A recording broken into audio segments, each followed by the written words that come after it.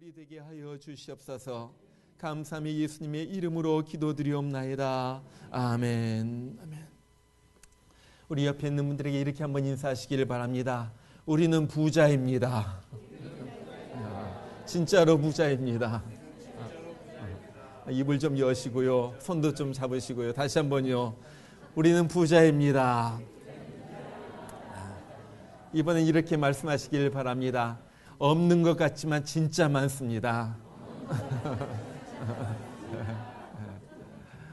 없는 것 같지만 진짜 많은 것이 우리의 삶입니다.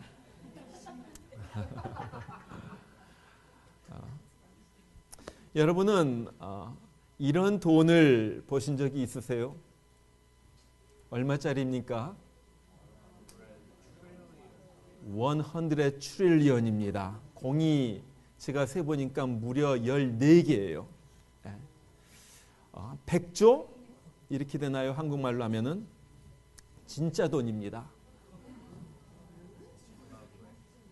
짐바브웨라는 나라의 돈이에요.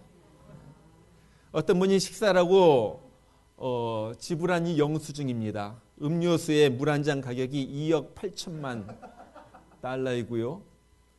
전체 식사 가격이 12억 짐바브웨 달러입니다. 근데 짐바브웨 한 200억 달러가 미국 돈으로 하면 한 1달러 정도 된다고 그래요. 그러니까 한 10전도 안 되는 것입니다. 바나나 한 개에 5천만 달러이고요. 계란 한 개에 10억 달러입니다. 그래서 밥을 먹든지 아니면 장을 보든지 무엇을 사려고 하면은 돈을 가방에 가지고 다니든지 아니면은 싸 가지고 다니든지 아니면 수레에 끌고 다닙니다. 여러분, 많다고 좋은 것이 아니에요. 무엇이 좋습니까? 이 가치 있는 게 좋은 거예요. 이게 얼마 전인데 요즘은 좀 화폐 개혁이 일어나가지고 저렇게 가지고 다니지 않는다고 그래요. 돈이 테이블입니다. 돈이 방석이고요. 돈이 요이고요. 중요한 것은 가치 있는 것을 가진 사람이 부자라는 거예요. 그런데 엊그제 이 짐바브웨 대통령이 37년째 독재를 하고 있는 93세 무가베라는 대통령이 있는데 이분이 생일 잔치를 했어요. 생일 잔치 하면서 쓰는 돈이 미국 달러로 250만 달러입니다. 굉장히 가난한 나라예요. 실업률이 80%입니다. 10명 중 8명은 잡이 없어요. 일한 사람이 하루에 1달러를, 미국 돈 1달러를 법니다. 그런데 이 사람이 250만 미국 달러를 사용하면서 수많은 사람들을 초대하면서 생일 잔치를 벌였다 하는 거예요. 그래서 전 세계 신문에 웃음거리가 되고 조롱거리가 됐습니다. 여러분, 이 사람이 진정한 부자라고 생각하세요? 진짜 부자는 누구입니까? 오늘 말씀해 보면 짐바브웨 대통령과 정반대되는 한 사람이 나와요. 바로 바울입니다. 이 사람은 가족도 없고 집도 없어요. 돈이 없어가지고 먹지 못하고요, 헐벗고요, 굶주리면서 그렇게 다닙니다. 잡도 변변한 것이 없어요. 그래가지고 여행하면서 돌아다니면서 천막을 수리하고요, 텐트 메이킹, 천막을 갖다 만들면서 그렇게 하루하루를 노동하면서 벌어가지고 하루하루를 살아가는 사람이 이 바울이었어요. 그런데 오늘 이 바울이 이상한 말을 하는 거예요. 가난한 자 같으나 많은 사람을 부유하게 하고 아무것도 없는 자 같으나 모든 것을 가진 자로다. 여러분, 가난한 사람이 어떻게 다른 사람을 부유하게 만듭니까? 아니, 자기는 아무것도 없는데 모든 것을 가졌다는 것이 도대체 무슨 말이에요? 근데 사실 바울을 보면요, 여기서만 그런 말을 한 것이 아니에요. 에베소서를 보면 얼마나 바울이 자기의 풍성함에 대해서 말하는지 모릅니다. 에베소서를 보면요, 풍성, 이 리치라는 말이요 5번이 나오고요, 은혜가 12번, 충만이란 말이 6번이 나오고요, 영광이란 말이 8번이 나와요. 1장 7절에 보면 은혜의 풍성함, 3장 8절에 측량할 수 없는 그리스도의 풍성함, 3장 16절에 그 영광의 풍성, 3장 19절에 보니까 하나님의 모든 충만하신 것으로 너에게 충만하게 하시기를 구하노라. 풍성하다, 충만하다, 이런 말이 에베소서에 많이 거듭되어서 나오기 때문에 에베소서를 어떤 사람은 그리스도인의 은행이다, 또 성경의 보물창고라 그렇게 부르기도 합니다. 여러분 보세요. 에베소서가 어떤 책입니까? 에베소서는 옥중서신이라고 불리는 책이에요. 다른 말로 말하면 사도 바울이 감옥에 갇혔을 때 쓴 글이 에베소서예요. 여러분 우리가 생각해 보세요. 감옥에서 무엇이 넉넉하겠어요? 뭐가 충만하고 뭐가 풍요하고 그러겠어요? 항상 부족하고 배고프고 어려운 것이 감옥 생활 아니에요. 그런데 사도 바울은 이상하게 감옥에서 글을 쓰면서 풍성하다, 충만하다 그렇게 말하는 거예요. 여러분 바울만 그런 말을 한 것이 아닙니다. 예수님도 그런 말 하셨어요. 요한계시록에 보면은 두 개의 비교되는 교회가 나옵니다. 첫 번째는 서머나 교회. 서머나 교인들에게 예수님께서 말씀하시면서 이런 말씀을 하세요. 내가 내 환난과 궁핍을 아노니 실상은 네가 부유한 자로다. 여러분 서머나 사람들은요 굉장히 배고팠던 사람들이에요. 어렵게 살았어요. 예수 믿는다는 이유 하나로 재산을 몰수당했어요. 그리고 몰수당하지 않았더라도 이 집과 재산을 갖다가 남겨둔 채 죽이려고 하는 사람들을 피해가지고 도망다녔던 사람들이 이 서머나 교회의 교인들. 항상 배가 고파요. 궁핍했어요. 가난했어요. 그런데 이 사람들을 보면서 예수님께서 그렇게 말씀하시는 거예요. 야, 아니야. 너희들 가난하지 않아? 내가 보니까 오히려 너희가 부자야. 너희가 부자야. 사람들이 보는 것과 예수님이 보는 것이 완전히 다른 거예요. 자, 이 서머나 교회가 있고요. 또 하나의 교회가 등장을 합니다. 부자 교회이죠. 많은 사람들이 부자로 살았던 넉넉한 교회였어요. 바로 라오디게아 교회입니다. 이 라오디게아라는 이 도시는 교통이 굉장히 발달한 도시. 많은 사람들이 오고 가면서 무역을 해요. 돈이 많아요. 상업도시예요. 의학이 발달한 그런 도시였어요. 부자들이 많이 살고 있어요. 그래서 교인들 가운데도요 부자가 많고요. 또 교회도요 넉넉해가지고 부족한 것이 없었던 교회가 바로 이 라오디게아 교회입니다. 그런데 예수님께서 그들을 향하여 뭐라고 말씀하신 줄 아세요? 네가 말하기를 나는 부자라 부요하다 하여 부족한 것이 없다 하나 내 공고한 것과 가련한 것과 가난한 것과 눈먼 것과 벌거벗은 것을 알지 못하도다. 예수님께서 하신 말씀이 완전히 달라요. 야, 너는 네가 부자라고 하는데 내가 보기에 너는 가난해. 넌 넉넉하다고 하는데 내가 보기에 너는 불쌍한 존재야. 너 벌거벗었어. 옷이 없어 너는. 완전히 반대잖아요. 여러분 이것이 무슨 말입니까? 지금 예수님과 바울은 돈 많고 잘 사는 것이 부자가 아니라는 거예요. 진짜 부자는 내 영혼이 풍요로운 사람이 부자라는 거예요. 돈 많은 사람이 부자가 아니라 믿음 좋은 사람이 부자라는 거예요. 큰 집에서 사는 사람이 부자가 아니라 작은 집에 살아도 정말 믿음 지키면서 예수님 모시고 사는 사람이 이 천국을 소유하고 사는 사람이 진짜로 부자라는 거예요. 옛날 러시아에서 있었던 일이에요. 이제 공산당의 혁명이 일어나면서 이 사람들이 법을 만들어 가지고 이 종교인들이 가지고 있는 재산들을 다 몰수하기 시작합니다. 그래서 이 세금을 거두는 관리들이 이 교역자들, 이 종교인들의 집을 갖다 다니면서 이렇게 재산이 얼마나 있는지 그걸 갖다 다 조사하는 거예요. 어떤 세금을 거두는 관리가 어느 매우 굉장히 가난한 목사님의 집에 와가지고 이제 세금을 얼마나 거둬들일까 하는 것을 알기 위하여 재산을 다 조사하고 평가하고 있었습니다. 이 재산을 다 기록하려고 공책을 딱 연 다음에 이 목사님에게 물어보는 거예요. 재산이 얼마나 되십니까?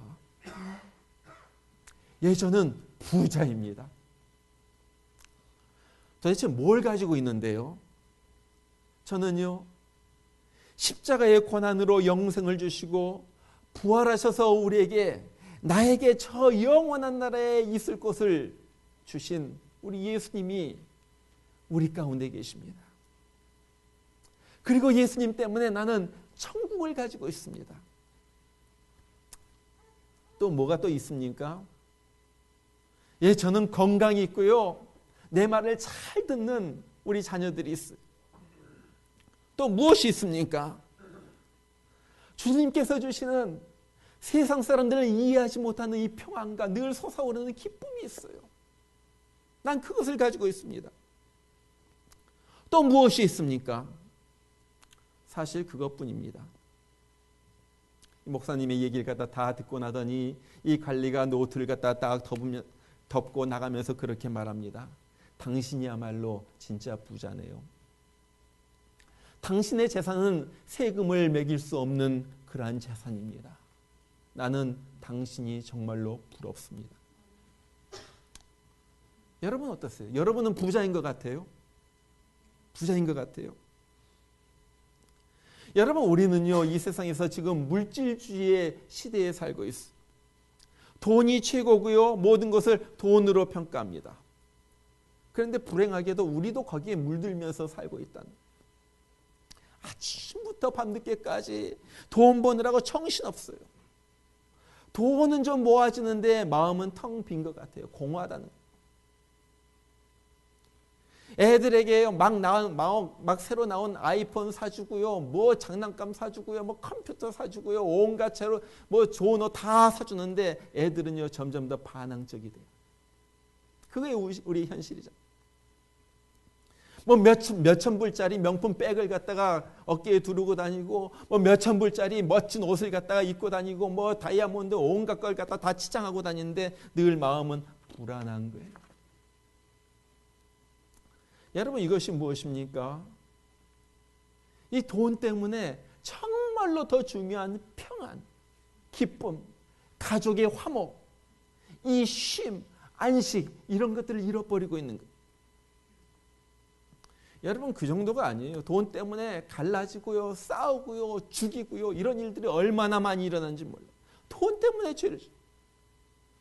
바로 엊그제 신문 보니까 37살 된 아들이 61세 된 아버지를 갖다 둔기로 때리고요, 그 시체를 갖다 비닐로 감아가지고 바다에다 빠친 사건이 작년에 일어났는데, 이 사람이 최근에 바로 엊그제 잡혔어. 물어보니까 이 아들과 아버지의 사이에 늘 돈 때문에 다툼이 있었다는 거예요. 그날도 가가지고 37살 된 아들이 61세 된 그 아버지에게 돈 좀 달라고 하니까, 너 맨날 돈 달라고 다닌다고, 정신 좀 차리라고, 돈 때문에 싸워가지고 흥분해가지고 가지고 옆에 있었던 걸로 아빠를 갖다 쳐가지고 죽인 거예요. 얼마나 비참합니까? 저는요, 부잣집 애들이 마약하고 있는 것을 보면서요, 그런 생각을 해요. 야, 저 가정에는 돈이 없었다면 훨씬 더 행복했을 텐데. 애들이 막 나가고 그런 집을 보면서 저 집은요, 돈이 없어야 되는데 돈이 저 집안을 망쳐놨구나. 그런데 더 비극적인 것은 돈 때문에 가정만 파괴되는 것이 아니라, 돈 때문에 내 삶만 파괴되는 것이 아니라, 돈 때문에 내 믿음이 파괴되고 내 영혼이 망쳐진다는 거예요. 누가복음 16장에 보면은 한 부자가 나옵니다. 그에 따라서 농사가 너무 잘 됐어요. 막 알곡이 쏟아지는 거예요. 걱정을 합니다. 왜? 이 많은 곡식을 쌓아둘 곳이 없는 거예요. 그래가지고 고민하다가 무릎을 탁 치면서 말하죠. 그래, 내가 현재 있는 이 곡간을 다 헐어버리고 새로 큰 곡간을 짓자. 그래가지고 이 곡식들 다 집어넣고 내 물건도 거기에다 다 쌓아줘. 그렇게 살자. 그러면서 혼잣말로 이런 말을 해요. 내 영혼아, 열에 있을 물건을 많이 쌓아두었으니 이제 너는 평안히 먹고 마시고 즐거워하자. 여러분, 이것으로 끝이었으면 얼마나 좋았겠어요. 해피엔딩이죠. 그러나 그것으로 끝이 아니에요. 그날 저녁에 하나님이 그 사람을 찾아가 가지고 그렇게 말하는 거예요. 이 어리석은 자여, 오늘 밤에 내가 내 영혼을 도로 찾으리니 그러면 내 준비한 것이 네 것이 되겠느냐? 오늘 밤에 네가 죽는다면은 도대체 내가 쌓아둔 이 곡식과 내가 그 저장해둔 이 모든 물건들이 도대체 무슨 소용이 있겠느냐? 그러잖아요. 죽을 때는 아무 소용이 없는 거예요. 우리가 죽을 때 남겨둔 것은요, 다 쓰레기로 가거나 아니면 다 남의 것이 되는 거예요. 그러잖아요. 그런데 더 비극적인 것은요, 이 사람은요, 돈 모으느라고 바빠가지고 자기 영혼을 준비하지 못했다는 거예요. 농사 짓는데 바빠가지고 자기 죽은 다음에 어떻게 될 건지는 생각하지도 않아요. 천국에 갈지 아니면 지옥에 갈지, 죽은 후에 자기 영혼이 어느 곳으로 가게 될런지 뭐 아무 생각 없이 그냥 하루하루를 갖다 돈 버느라고 바빠가지고 살아. 쉽게 말하면요, 요즘 비즈니스 하느라고 바빠가지고 교회도 안 다니는 거예요. 친구들과 골프 치고 낚시하고 돌아다니고 거기에 빠져가지고 내 영혼이 정말로 어떻게 살아가고 있는지, 내 영혼의 현재 스테이러스가 어떻게 되어 있는지, 그 다음에 나는 내 믿음은 어떻게 되어 있는지, 내 영혼이 어떻게 어디로 가고 있는지 전혀 생각하지 않고서 살아가고 있는 현대인들의 모습을 예수님은 이 비유를 통하여 말해주고 있는 거예요. 여러분, 이 부자는 그러다 갑자기 죽습니다. 이야, 이제 살만하다. 이제 먹고 마시고 즐거워할 일밖에 없다. 그런데 그날 밤에 이 부자는 죽게 돼요. 얼마나 안 됐습니까? 땅의 재산, 그 많은 거 한 푼도 써보지도 못하고, 그것뿐만 아니라 죽어서도 이 사람은 지옥에 가게 되는 거예요. 가장 억울한 사람이잖아요. 가장 비참한 사람, 가장 인생을 볼 때 실패한 사람이 바로 이 사람이잖아요. 다 잃어버렸어요. 물건도 잃어버리고 재산도 잃어버리고 자기 영혼마저도 잃어버리게 된 거예요. 여러분, 그래서 사도 바울은 그렇게 말해요. 우리가 세상에 아무것도 가지고 온 것이 없음에 또한 아무것도 가지고 가지 못하리니 우리가 먹을 것과 입을 것이 있은즉 족한 줄로 알 것이니라. 세상에 대해서는 먹을 거 입을 거 있으면 그냥 만족하면서 살라는 거예요. 그리고 무엇입니까? 나머지 시간, 나머지 에너지는요, 예수 믿고 천국 가는 거 준비하는데 쓰라는 거예요. 이것이 지혜로운 삶이라는 거예요. 정말 바울은 자기가 말한 대로 그렇게 살았어요. 바울은요, 먹을 거 입을 것만 있으면 족한 줄로 알았어요. 그리고 나머지 시간과 나머지 모든 것은요, 복음 전하는데 다 사용해요. 영혼 구원하는데. 자, 그렇게 산 바울이 오늘 뭐라고 말합니까? 이해할 수 없는 말을 합니다. 무명한 자 같으나 유명한 자요, 죽은 자 같으나 보라 우리가 살아있고, 징계를 받는 자 같으나 죽임을 당하지 아니하고, 근심하는 자 같으나 항상 기뻐하고, 가난한 자 같으나 많은 사람을 부유하게 하고, 아무것도 없는 자 같으나 모든 것을 가진 자로다. 여러분, 이 말이 무슨 뜻이에요? 수수께끼 같아요. 자, 이 말을 푸는 핵심은요, 첫 번째 것은요, 세상 사람들이 세상적으로 바라보는 그 모습입니다. 두 번째는요, 영적으로 하나님이 나를 바라보는 바로 그 모습이에요. 그러면요, 이 수수께끼가 풀려지는 거예요. 자, 보세요. 무명한 자 같으나 유명한 자다. 세상 사람들은 날 알아주지 않아요. 무명한 자예요. 그러나 하나님은 나를 알아주신다는 거예요. 하나님에게는 나는 유명한 자가 된 거예요. 죽은 자 같으나 보라 우리가 살아있고, 세상적으로는요, 죽은 사람처럼 멸시천대 다 당하는 거예요. 죽은 사람이 뭐가 가치가 있습니까? 세상 사람들은 나는 죽은 사람 취급해요. 그러나 내 안에 우리가 살아있고 내 안에는 주님의 생명이 막 움틀거리는 거예요. 징계받는 자 같으나 죽임을 당하지 아니하고 잘못해서 벌을 받는 것 같아요. 그러나 영원한 지옥의 형벌이 나를 벗겨간 거예요. 영원한 지옥의 죽음은 내가 당하지 않는다. 죽임을 당하지 않아요.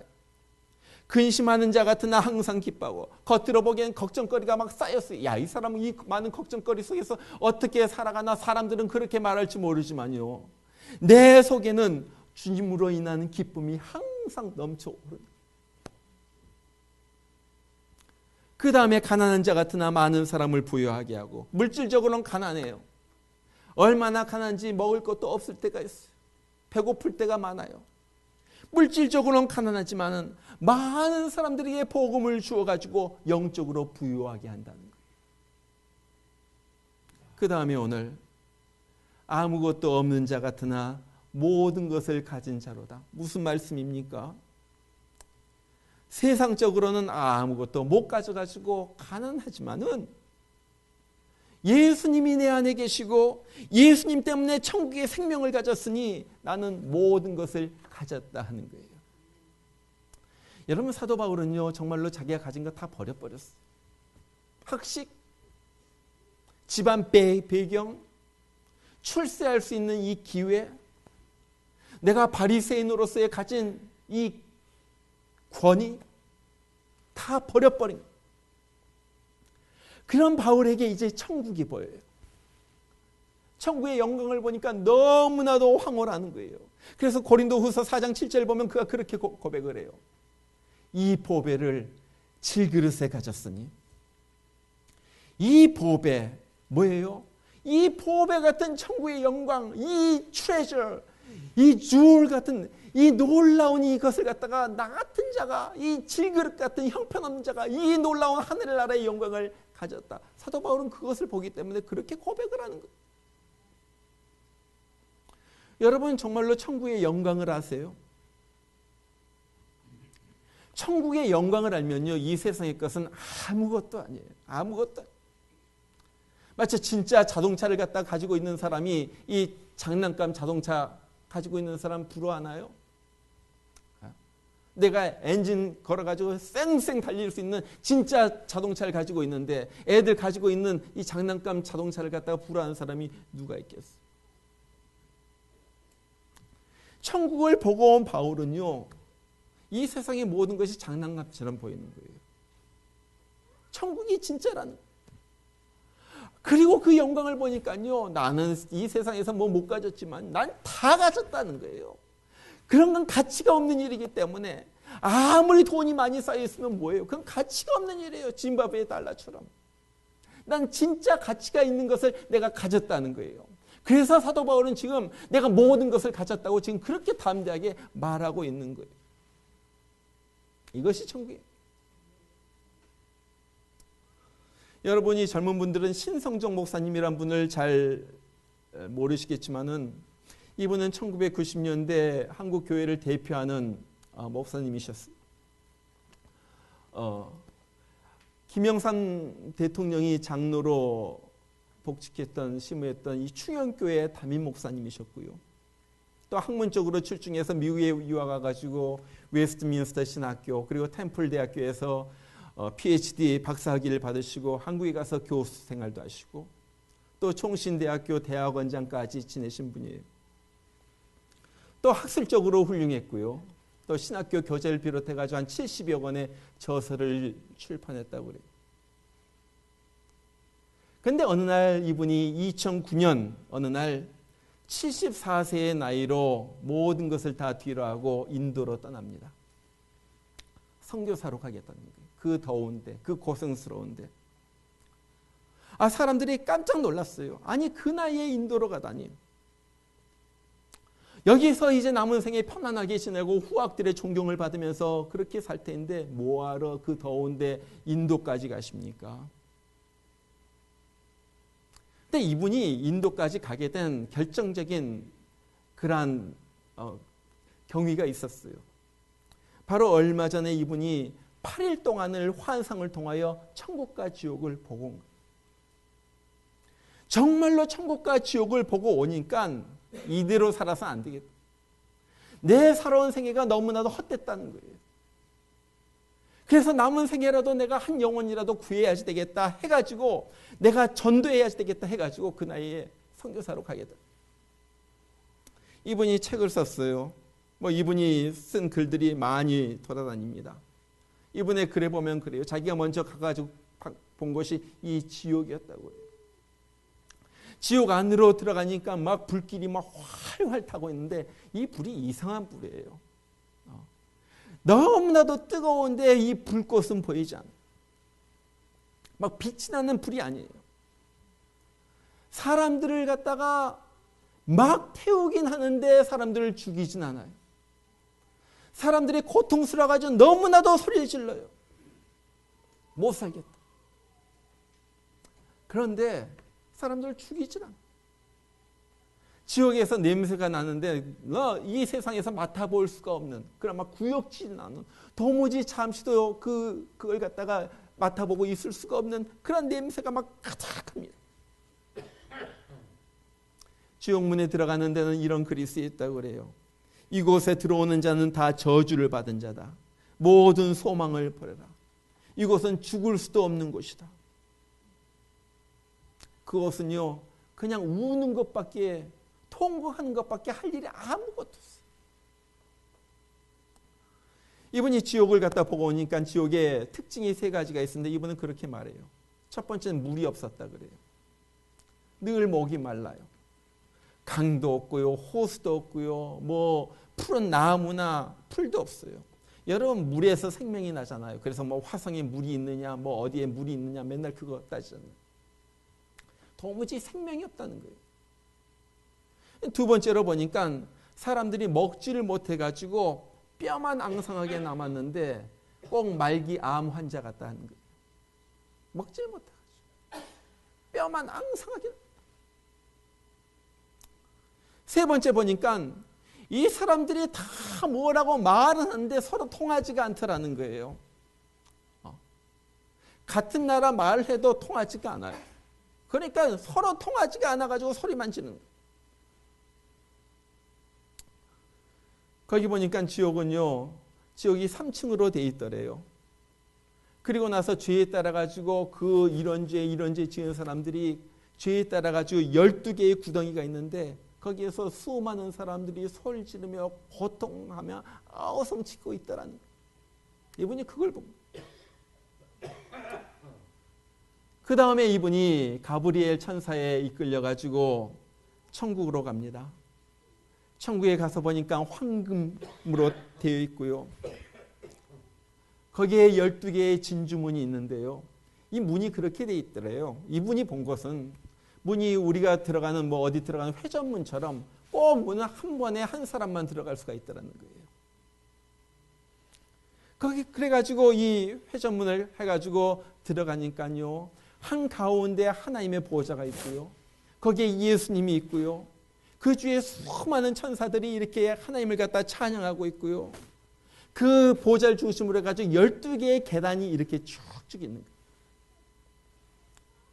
그리고 사람들을 보니까 모든 사람들이 늙은 사람, 어린아이가 없고요. 30대 사람처럼 30대로 이렇게 한창 예쁜 그 나이로 보이는데 거기에 그 모습들이요. 이 영광의 빛이 비춰가지고 모든 사람들이 태양처럼 빛나고 있더라는 거예요. 그러면서 이상하게 저 사람 누굴 갖다가 보는 순간 그 사람이 누군지 알아볼 수가 있더래요. 여러분 그러잖아요. 우리가 다윗을 봤습니까? 모세를 봤습니까? 엘리야를 봤습니까? 우린 몰라요. 근데 천국에 가니까 이 사람이 모세구나, 이 사람이 다윗이구나 딱 직감적으로 영감적으로 그렇게 딱 알아보겠더래요. 그리고 이 사람들이 다 하나님을 향하여 노래를 부르고 있는 거예요. 생전 들어보지도 못한 그분이 새 노래라고 그래요. 그것으로 노래를 부르고 있는 거예요. 거기에 보좌로부터 해가지고 12개의 계단이 있는데요. 이 12개의 계단에 앉아있는 사람들이 다 다른 종류의 사람들이 앉아있어요. 첫 번째 계단, 가장 영광스러운 그 계단, 하나님의 보좌와 가장 가까운 계단에 누가 앉아있는가 보니까 순교자들이 앉아있더라고요. 주기철 목사님도 보이고 손양원 목사님도. 두 번째 계단은요, 전도 많이 한 사람. 목사이건 그냥 평신도 이걸 떠나가지고 전도 많이 한 사람, 생명 구원한 사람, 영혼 구원한 사람이 두 번째로 가장 어너러블한, 가장 존귀 여김을 받는 거기에 앉아있다. 세 번째, 주님으로 인해 많은 고난을 당하면서도 끝까지 변절하지 않는 성도들이 세 번째 영광스러운 계단에 앉아있더래요. 제가 참 이 글을 갖다 읽으면서 기분이 좋았던 것이 개척교회를 한 목사님, 개척교회를 세우고 고통을 많이 당한 수많은 목사님, 그리고 그 목사님 옆에서 협력한 집사와 평신도들이 많이 보였어요. 얼마나 좋아요. 그래서 여러분 교회 가더라도 작은 교회 다니라는 거예요. 네 번째 계단에 보니까 착한 일을 많이 한 사람들, 성도들. 다섯 번째 계단에 보니까 가난한 사람들을 도와주고 목회자들과 성도들을 위로한 사람들. 위로가 그렇게 중요한 거예요. 사람을 세워주는 거잖아요. 여섯 번째 계단을 보니까 평생을 주일학교와 성가대원으로 열심히 교회에서 봉사해온 사람들. 모르는 것 같지만요, 하나님은 다 알고 보고 계시는 거예요. 공짜라는 건 없어요.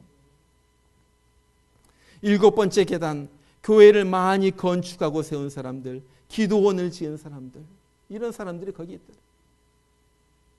여덟 번째, 신학교 교수들, 선교지역에서 수고한 선교사님들이 거기 있더래요. 아홉 번째, 농어촌의 열악한 환경 가운데서도 목회란 목회자들과 협력한 수많은 성도들. 보니까요, 천국 보니까요, 목사나 뭐 평신도나 권사나 집사 이런 계급이 없어요. 그냥 그 일을 했으면 그 일에 합당한 그 하나님의 상급을 받는 거예요. 목사나 평신도나 같이 있는 거예요. 열 번째 계단 보니까 교회에서 직분을 받아 충성을 다한 장로들과 권사들과 집사들이 있고요. 11번째 계단 보니까 평생을 믿긴 믿었으나 주님을 위하여 아무것도 한 것이 없는 성도들. 아무것도 한 것이 없어. 비극적이죠. 12번째 계단. 그래도 그 밑에 한 계단이 또 있어. 어떤 사람인가? 우평 강도처럼 죽기 전에 믿은 사람. 죽기 전에. 겨우겨우 어떻게 하다가 하나님의 은혜를. 그리고 지옥에 12개의 구덩이가 있듯이 천국에는 7개의 아름다운 동산이 있더라는. 그런데 가서 보니까요, 천국에서 가장 귀하게 예수님으로부터 하나님으로부터 가장 귀하게 여기는 사람 두 사람인데, 하나는 순교자이고 하나는 전도자라는 거예요. 이 사람이 그거에 충격을 받은 거예요. 자기가 대표적인 교회 목사였고 수많은 신학생들을 길러냈고 공부도 많이 했고 아무것도 아니. 왜 선교사들이 8번째 계단에 있습니까?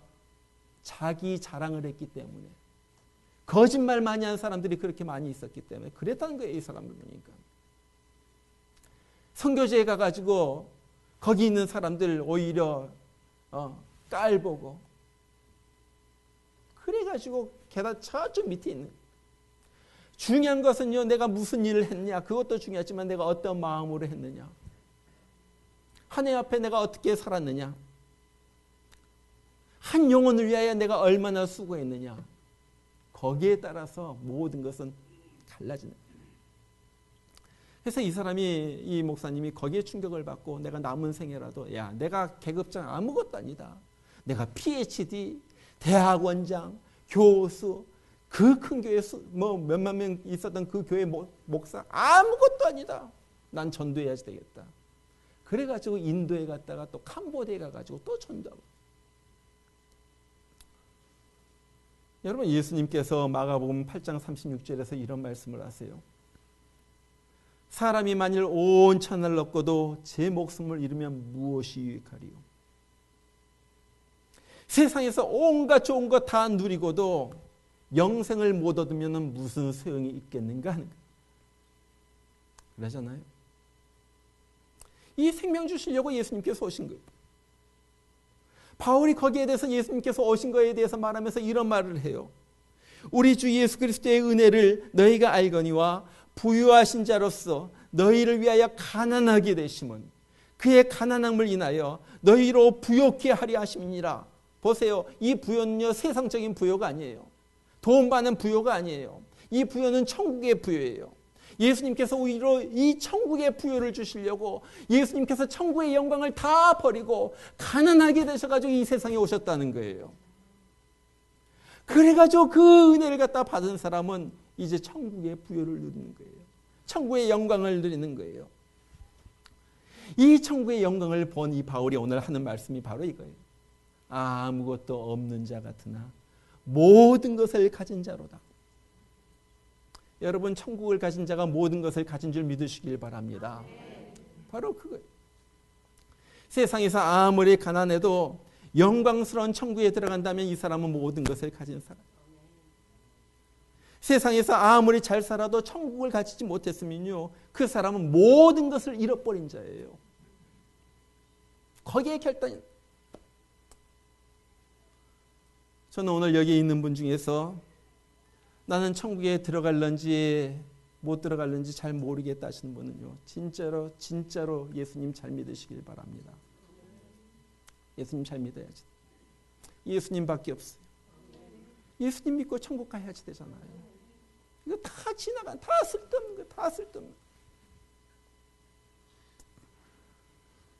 세상에 돈 버는데 바빠가지고 천국을 준비하지 못한 분이 있다면요, 지금부터라도 천국 준비하시길 바랍니다. 천국 준비해야지. 세상 것에만 너무 정신 팔리지 마세요. 천국 준비해야지 돼요. 언제 오늘 밤 내가 네 영혼을 도로 찾으리니 그리하면 네가 싸우던 이것이 네 것이 되겠느냐. 주님께서 오늘 우리들에게 해주시는 말씀. 여러분 중에서 예수님을 주님으로 영접하고 천국을 준비하신 분, 그러나 세상적으로 너무나도 물질적으로 가난함을 인하여 어려움을 겪고 계신 분이 있다면요, 여러분 위로받으시길 바랍니다. 여러분은 절대 가난한 자가 아니에요. 여러분 절대 궁핍한 자가 아니에요. 여러분이 부자예요. 주님은 여러분을 향하여 부유하다, 부자라 말씀하고 있는 거예요. 여러분 기억하시길 바랍니다. 아무것도 없는 자 같으나 모든 것을 가진 자로다. 예수님 한 분 오셨으면요, 이분이 부자예요. 천국 가졌으면 이 사람이 부유한 자예요. 우리 천국의 소망을 가지고 너무 세상의 물질에 거기에 좌우돼 가지고 자기 스스로를 갖다 비하하지 말고 나는 하나님의 부요함을 가진 자로다. 나는 천국 백성이다. 나는 모든 것을 가진 자로다. 위로받으면서 사시기, 그리고 천국에 가시기를 주의 이름으로 축원합니다. 우리 같이 한번 기도하겠습니다. 오늘 말씀을 붙들고 기도합니다. 주님, 세상적으로 자랑할 것이 없습니다. 그러나 주님께서 나를 인정해 주시니 감사합니다. 세상적으로 가난합니다. 그러나 나에게 천국의 부요가 있으니 감사합니다. 세상적으로는 정말로 멸시를 천대를 당하지만 주님께서 나를 알아주시고 나에게 천국의 생명을 주신 것이 감사합니다. 세상적으로는 근심하는 자 같으나 내 속에 주님께서 주시는 평안과 기쁨이 있는 것을 감사합니다. 하나님 아버지, 이제 이 마음 가지고 살게 하여 주시옵소서.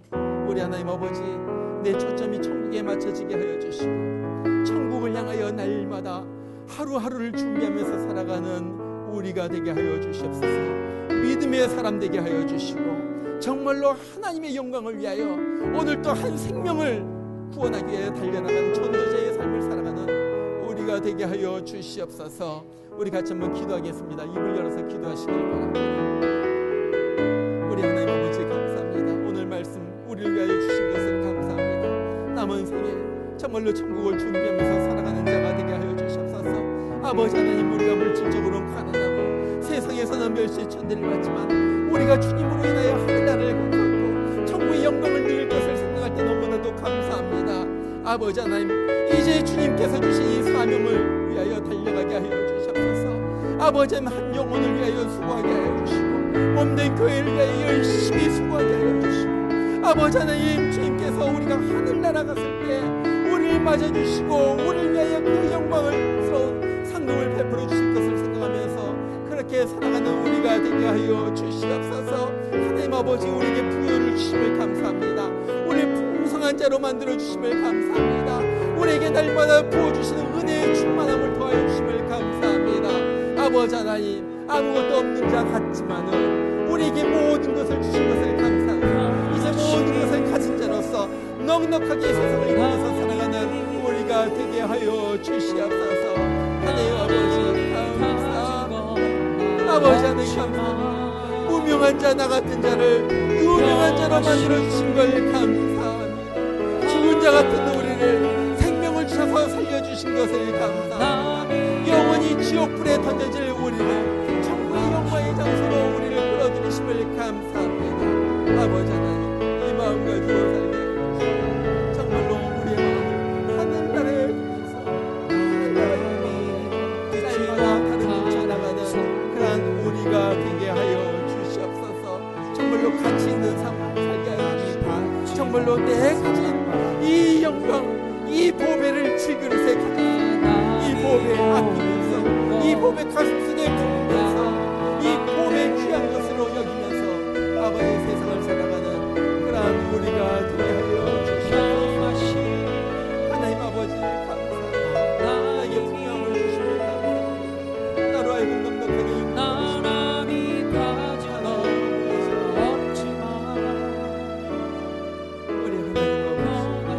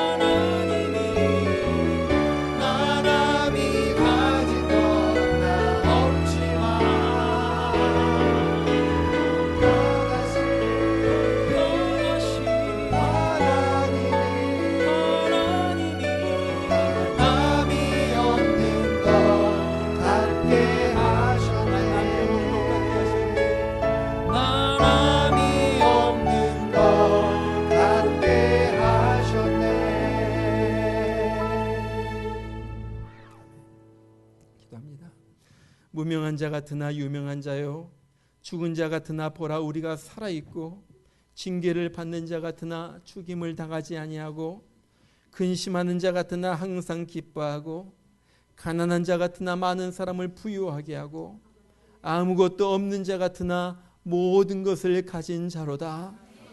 이제는 우리를 위하여 이 세상에 그 천국의 영광, 천국의 부유를 다 버리고 가난한 자로서 이 세상에 오셔서 우리를 부욕해 하시려고 십자가에서 달려 죽으신 예수 그리스도의 크신 은혜와 하나님의 그 모든 것을 다 아낌없이 내어주신 그 사랑하심과, 오늘 또 우리가 이 세상에 살지만 천국을 누릴 것을 생각하면서 감사합니다. 이제 천국을 준비하면서 살겠습니다. 내가 부자입니다. 깨닫고 그 은혜 받은 자로서 살게 하시는 그 성령의 역사하심과 감동 감하심이 오늘 또 주의 전에 나와서 감사합니다. 이 놀라운 구원, 생명, 천국 주신 것을 감사합니다. 이제 남은 생에 전도하면서 살겠습니다. 다짐하는 귀한 주의 성도들 10년 가운데 이제부터 영원토록 함께 하시길 주의 이름으로 축원하옵나이다. 아멘.